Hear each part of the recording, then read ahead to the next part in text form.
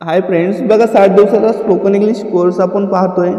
याच्या पूर्वीचे व्हिडिओज पाहण्यासाठी तुम्ही आमच्या चॅनलच्या प्लेलिस्टमध्ये जाऊन पाहू शकता। बघा, आज आपण पाहणार आहोत पास्ट परफेक्ट कंटिन्युअस टेन्स म्हणजेच चालू पूर्ण भूतकाळ। बघा, हा कधी वापरायचा? एखादी कृती किंवा क्रिया भूतकाळात काही वेळापूर्वी सुरू झाली असेल आणि त्या क्षणापर्यंत ती भूतकाळात चालू होती असे सांगावयाचे असेल तर चालू पूर्ण भूतकाळाचा वापर केला जातो। जसं की बघा, मी गेली 10 वर्ष फुटबॉल खेळत आलेलो होतो। मी गेली 10 वर्ष, बघा भूतकाळामध्ये सांगतोय मी।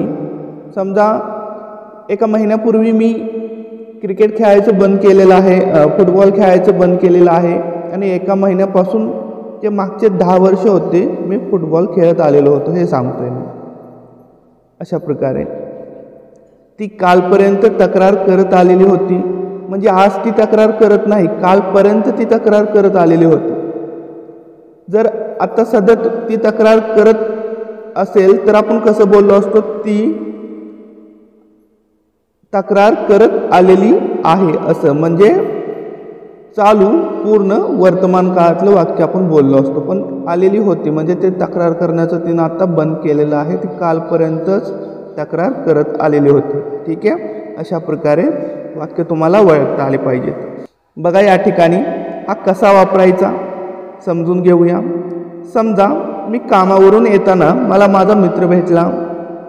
माझा थकलेला चेहरा पाहून त्याने मला विचारले की तू इतका थकलेला का दिसतोयस? तर मी म्हणेन की मी पूर्ण दिवसभर काम करत होतो। माझी काम करण्याची क्रिया पूर्ण दिवसभर चालू होती हे मी त्याला सांगतोय। म्हणजेच काम करण्याची क्रिया भूतकाळात बराच वेळ घडत होती। काम करण्याची क्रिया भूतकाळात दिवसभर घडत होती, म्हणून येथे चालू पूर्ण भूतकाळाचा वापर केलेला आहे। ठीक आहे, एखादी क्रिया भूतकाळामध्ये जर बराच वेळ घडत असेल त्यावेळेस। बघा, ज्यावेळेस याच्यानंतर आपण पुढचा व्हिडिओ बनवणार आहे त्या ठिकाणी 50 उदाहरणे जे आपण सरावासाठी घेतो त्यावेळेस तुमचं पूर्ण कन्फ्युजन दूर होऊन जातं। आता बघा पुढे वाक्याचे प्रकार। एका वाक्याचे 6 प्रकार कशा प्रकारे पडतात हे आपण मागं पाहिलेलेच आहे। बघा, होकारार्थी वाक्य, अफर्मेटिव्ह सेंटेन्स, प्रश्नार्थी वाक्य, इंटरोगेटिव्ह सेंटेन्स, नकारार्थी वाक्य, नेगेटिव्ह सेंटेन्स, नकारार्थी प्रश्नार्थी वाक्य, नेगेटिव्ह इंटरोगेटिव्ह सेंटेन्स, WH प्रश्नार्थी वाक्य, WH इंटरोगेटिव्ह सेंटेन्स आणि WH नकारार्थी प्रश्नार्थी वाक्य, WH नेगेटिव्ह इंटरोगेटिव्ह सेंटेन्स। एकच वाक्य असतं, सगळ्या प्रकारामध्ये जर तुम्हाला ते ट्रान्सलेट करता आलं तर समजा तुम्हाला बऱ्यापैकी इंग्लिश समजता येते किंवा कोणतेही वाक्य तुम्ही इंग्लिशमध्ये ट्रान्सलेट करू शकता। जसं की बघा, एक वाक्य आहे होकारार्थी प्रकारचं, तो पूर्ण दिवसभर काम करत होता। हे याच्यामध्ये ना नकार आहे ना प्रश्न विचारलेला आहे, म्हणजे हे होकारार्थी वाक्य आहे, अफर्मेटिव्ह सेंटेन्स आहे। यालाच तुम्ही प्रश्नार्थी कसं बनवणार? शेवटी का लावून। तो पूर्ण दिवसभर काम करत होता का? शेवटी का लावलंय अशा प्रश्नाचं उत्तर तुम्हाला हो किंवा नाही अशा शब्दात द्यायचं असतं। हे प्रश्नार्थी झालं।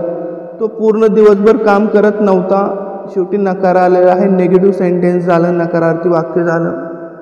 तो पूर्ण दिवसभर काम करत नव्हता का? बघा, नकारार्थी वाक्याला का लावून प्रश्न विचारलेला आहे, शेवटी का लावून, म्हणजे निगेटिव्ह इंटरोगेटिव्ह सेंटेन्स म्हणजे नकारार्थी प्रश्नार्थी वाक्य झालं।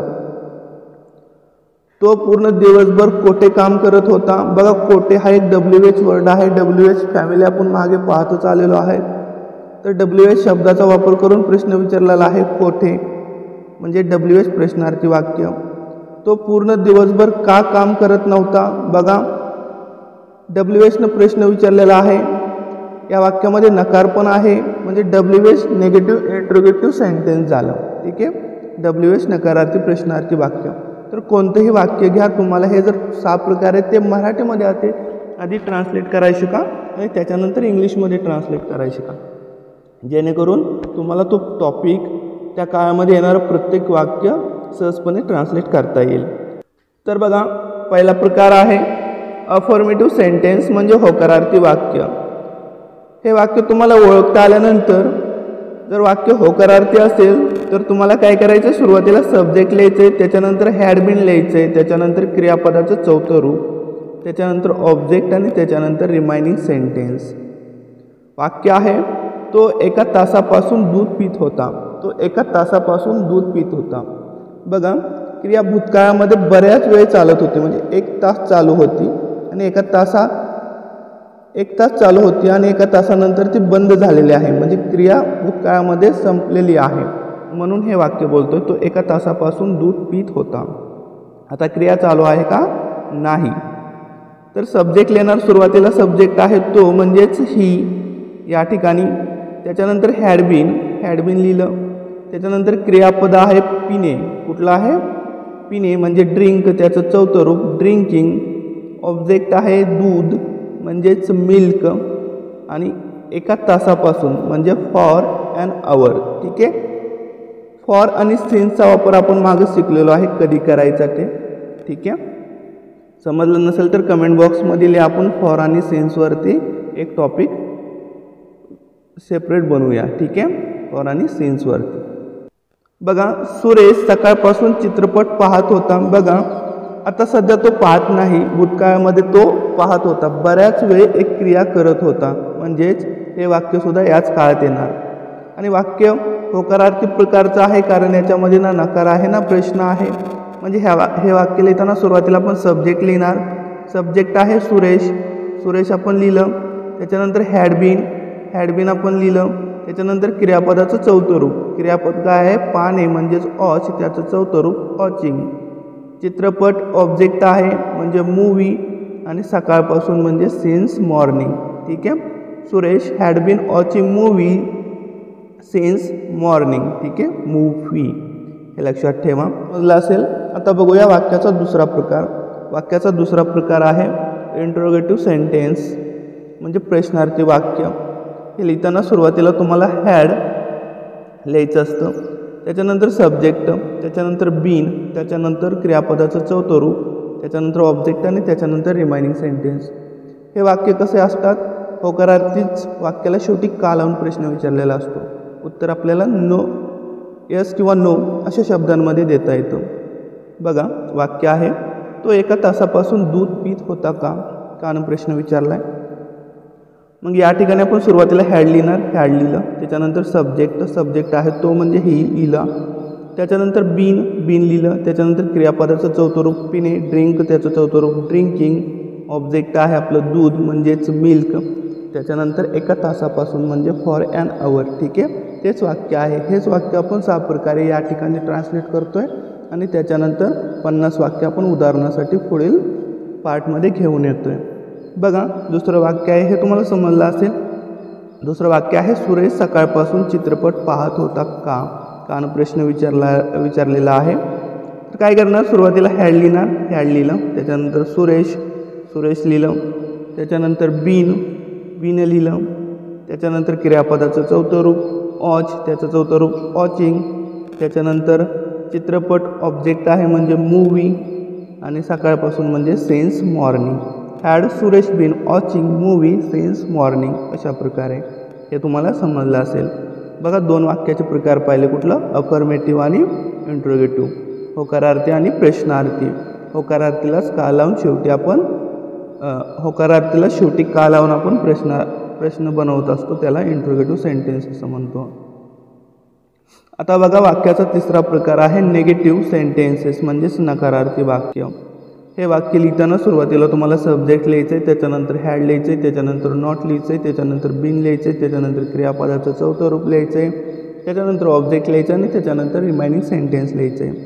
तर बघा या ठिकाणी वाक्य आहे तो 1 तासापासून दूध पित नव्हता. क्रिया भूतकाळामध्ये चालू होती आणि भूतकाळामध्ये संपलेले आहे. वाक्य निगेटिव्ह आहे, नव्हता आलेला आहे. मग या ठिकाणी काय करणार तुम्ही, सुरुवातीला सब्जेक्ट लिहिणार, सब्जेक्ट आहे ही, तो म्हणजेच ही, त्याच्यानंतर हॅड लिहिलं, त्याच्यानंतर नॉट लिहिलं, त्याच्यानंतर बीन लिहिलं, त्याच्यानंतर क्रियापदाचं चौथं रूप ड्रिंकिंग, ऑब्जेक्ट आहे मिल्क आणि 1 तासापासून म्हणजे फॉर ॲन आवर. ठीक आहे. He had not been drinking milk for an hour, अशा प्रकारे. त्याच्यानंतर बघा पुढचं वाक्य आहे, सुरेश सकाळपासून चित्रपट पाहत नव्हता. वाक्य आता तुम्हाला ओळखता येत असेल. बघा डायरेक्ट आपण ट्रान्सलेट करूया. सुरुवातीला आहे सब्जेक्ट, सब्जेक्ट लिहिणार सुरेश, सुरेश लिहिलं. त्याच्यानंतर आपण हॅड लिहिलं, त्याच्यानंतर नॉट लिहिलं, त्याच्यानंतर बीन लिहिलं, त्याच्यानंतर क्रियापदाचं चौथं रूप. क्रियापदाचं चौथं रूप काय आहे? पाहणे म्हणजे ऑच, त्याचं चौथं रूप वॉचिंग. त्याच्यानंतर चित्रपट म्हणजे मूवी आणि सकाळपासून म्हणजे सिन्स मॉर्निंग आणि या ठिकाणी फुल स्टॉप. ठीक आहे, हे वाक्य पण तुम्हाला समजलं असेल. पुढे बघा पुढचा वाक्याचा प्रकार आहे नेगेटिव्ह इंट्रोगेटिव्ह सेंटेन्सेस म्हणजे नकारार्थी प्रश्नार्थी वाक्य. हे वाक्य कसे असतात बघा. या वाक्यामध्ये बघा क्रिया एकतर भूतकाळामध्ये चालू झालेली असते आणि भूतकाळामध्ये संपले. फक्त भूतकाळामध्ये बऱ्याच वेळ चालू असते. ही वाक्य कुठे येतात? या काळाच्या प्रकारामध्ये येतात. आणि त्याच्यानंतर वाक्याचा प्रकार कसा ओळखणार बघा. या ठिकाणी वाक्यामध्ये प्रश्न विचारलेला आहे म्हणजे वाक्य इंट्रोगेटिव्ह आहे आणि वाक्यामध्ये नकार पण आलेला आहे म्हणजे निगेटिव्ह आहे, निगेटिव्ह इंट्रोगेटिव्ह. ठीक आहे, निगेटिव्ह इंट्रोगेटिव्ह सेंटेन्स आहे. हे वाक्य ट्रान्सलेट करताना सुरुवातीला हॅड लिहिणार, त्याच्यानंतर सब्जेक्ट लिहिणार, त्याच्यानंतर नॉट लिहिणार, त्याच्यानंतर बीन लिहिणार, त्याच्यानंतर क्रियापदाचं चौथं रूप लिहिणार, त्याच्यानंतर ऑब्जेक्ट लिहिणार आणि त्याच्यानंतर रिमाइनिंग सेंटेन्स लिहून प्रश्नचिन्ह देणार. वाक्याचा प्रकार तुम्हाला समजला ओळखायला. तर बघा या ठिकाणी तुम्ही काय करणार, सुरुवातीला हॅड लिहिणार, हॅड लिहिलं, त्याच्यानंतर सब्जेक्ट तो म्हणजेच ही, त्याच्यानंतर नॉट लिहिलं, त्याच्यानंतर बीन लिहिलं, त्याच्यानंतर पिणे म्हणजे ड्रिंक, त्याचं चौथं रूप ड्रिंकिंग, ऑब्जेक्ट आहे मिल्क लिहिलं आणि त्याच्यानंतर एका तासापासून म्हणजे फॉर ॲन आवर. ठीक आहे, अशा प्रकारे बघा या ठिकाणी सब्जेक्ट लिहून आपण वाक्य असं उलटं लिहित येतो, इंग्लिशमध्ये आपण शिकलेलो आहे. बघा दुसरं वाक्य आहे सुरेश सकाळपासून चित्रपट पाहत नव्हता का? कानं प्रश्न विचारला आहे, नकारार्थ पण आहे, याच्यामध्ये नकारार्थ पण आहे म्हणजे निगेटिव्ह इंट्रोगेटिव्ह सेंटेन्स आहे. सुरुवातीला हॅड लिहिणार, हॅड लिहिलं, त्याच्यानंतर सब्जेक्ट सुरेश लिहिला, त्याच्यानंतर नॉट लिहिलं, त्याच्यानंतर बीन लिहिलं, नॉट बीन. क्रियापद काय? पाहणे, वॉच, त्याचं चौथं रूप वॉचिंग, चित्रपट म्हणजे मूवी आणि सिन्स मॉर्निंग. बघा या ठिकाणी मॉर्निंग आहे. पुढे बघा पुढचा वाक्याचा प्रकार आहे WH इंट्रोगेटिव्ह सेंटेन्सेस म्हणजेच WH प्रश्नार्थी वाक्य.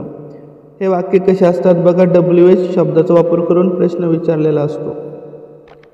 बघा वाक्य ट्रान्सलेट करताना सुरुवातीला WH वर्ड लिहायचे, त्याच्यानंतर हॅड, त्याच्यानंतर सब्जेक्ट, त्याच्यानंतर बीन, त्याच्यानंतर क्रियापदाचं चौथं रूप, त्याच्यानंतर ऑब्जेक्ट आणि त्याच्यानंतर रिमाइनिंग सेंटेन्स. बघा तो एका तासापासून दूध पीत होता. बघा भूतकाळामध्ये क्रिया बऱ्याच वेळ चालू होते म्हणजे ह्या काळातलं वाक्य आहे, हे तुम्ही ओळखलं. आता वाक्यामध्ये कान प्रश्न विचारला आहे, का एक WH वर्ड आहे का मध्ये लागलेला आहे. बघा शेवटी लागलं असतं तर ते इंट्रोगेटिव्ह सेंटेन्स झालं असतं, फक्त प्रश्नार्थी वाक्य झालं असतं. परंतु हा मध्ये आलेला आहे का म्हणजे WH वर्ड म्हणून आलेला आहे, हे पण तुम्हाला ओळखता आलं पाहिजे. सुरुवातीला आपण लिहिणार WH वर्ड काय? का म्हणजेच व्हाय. ठीक आहे, त्याच्यानंतर हॅड लिहिलं, त्याच्यानंतर सब्जेक्ट लिहिलं, तो म्हणजेच ही, त्याच्यानंतर बीन लिहिलं, त्याच्यानंतर क्रियापदाचं चौथं रूप पिणे, त्याचं चौथं रूप ड्रिंकिंग, ऑब्जेक्ट आहे दूध म्हणजेच मिल्क, त्याच्यानंतर एका तासापासून म्हणजे फॉर ॲन आवर आणि प्रश्नचिन्ह. ठीक आहे, अशा प्रकारे. वाक्य दुसरं बघा. सुरेश सकाळपासून चित्रपट कोठे पाहत होता. बघा कोठेनं प्रश्न विचारला आहे. काय करणार, सुरुवातीला WH वर्ड लिहिणार, WH वर्ड कोठे म्हणजेच वेअर, त्याच्यानंतर हॅड लिहिलं, त्याच्यानंतर सुरेश क्रियापद आहे, सुरेश सब्जेक्ट आहे या ठिकाणी लिहिलं, त्याच्यानंतर बीन लिहिलं, त्याच्यानंतर क्रियापदाचं चौथं रूप पाहणे म्हणजे वॉच, त्याचं चौथं रूप वॉचिंग, मूवी लिहिलं, चित्रपट म्हणजे सकाळपासून म्हणजे सिन्स आणि या ठिकाणी मॉर्निंग. ठीक आहे, आणि शेवटी प्रश्नचिन्ह. ठीक आहे, अशा प्रकारे हे तुम्हाला समजलं असेल. काय अडचण असेल तर कमेंट बॉक्समध्ये नक्की विचारा. पुढे बघा पुढचा वाक्याचा प्रकार आहे WH निगेटिव्ह इंट्रोगेटिव्ह सेंटेन्स म्हणजे WH प्रश्नार्थी वाक्य. बघा सुरुवातीला काय करणार तुम्ही WH वर्ड लिहिणार, त्याच्यानंतर हॅड, त्याच्यानंतर सब्जेक्ट, त्याच्यानंतर नॉट, त्याच्यानंतर बीन, त्याच्यानंतर क्रियापदाचं चौथं रूप, त्याच्यानंतर ऑब्जेक्ट आणि त्याच्यानंतर उरलेलं वाक्य म्हणजेच रिमाइनिंग सेंटेन्स आणि प्रश्नचिन्ह. वाक्य बघा तो एका तासापासून दूध का पीत नव्हता. बघा कान प्रश्न विचारला आहे, WH वर्ड आहे, त्याच्यानंतर वाक्यामध्ये नकारार्थ शब्द आलेला आहे म्हणजे निगेटिव्ह पण आहे आणि प्रश्न पण आहे म्हणजे निगेटिव्ह इंट्रोगेटिव्ह वाक्य आहे, निगेटिव्ह इंट्रोगेटिव्ह सेंटेन्स आहे.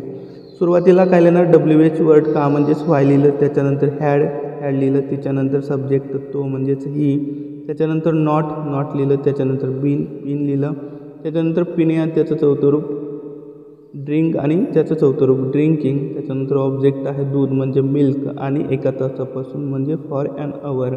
Why had he not been drinking milk for an hour. अशा प्रकारे हे तुम्हाला समजलं असेल. ठीक आहे.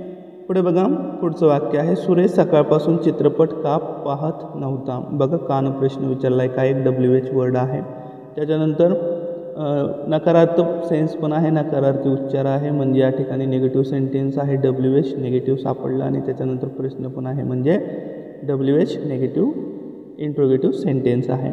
काय लिहिणार सुरुवातीला WH वर्ड पाय का म्हणजेच पाय लिहिला आपण या ठिकाणी, त्याच्यानंतर हॅड लिहिलं, त्याच्यानंतर सुरेश या ठिकाणी लिहिला सब्जेक्ट म्हणून, त्याच्यानंतर नॉट आपण या ठिकाणी लिहिणार, त्याच्यानंतर बीन लिहिलं, त्याच्यानंतर क्रियापदाचं चौथं रूप वॉचिंग. ठीक आहे.